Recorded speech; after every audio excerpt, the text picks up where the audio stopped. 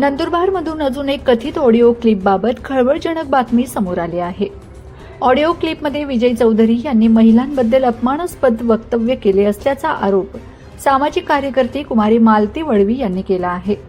याबाबत पोलिसात तक्रार देखील दाखल करण्यात आली आहे।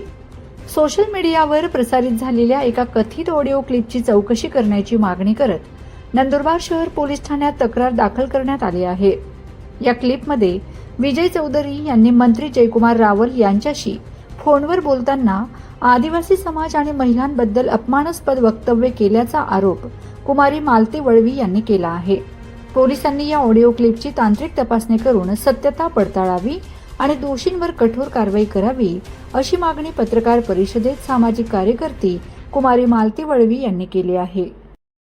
सर्वांना नमस्ते, जोहार, जय आदिवासी, आपकी जय। आज जी पत्रकार परिषद जी घेण्यात आलेली आहे, विजय भाऊ चौधरी यांच्या विरोधात गुन्हा दाखल करणारे शहर पोलीस स्टेशनला जी ऑडिओ क्लिप एवढ्या दिवसापासून जी व्हायरल होतोय आणि ज्याच्यामध्ये शाब्दिक जे बोललं जाते ते खरोखर निंदनीय आहे।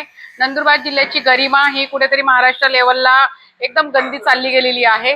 जो महाराष्ट्र व नंदुरबार जिल्हा हा आदिवासी जिल्हा ओळखणारा जिल्हा आहे। त्याच्यामध्ये सर्व कोणत्या पण समाजाची महिला असो मान सन्मान देणारा जिल्हा आहे।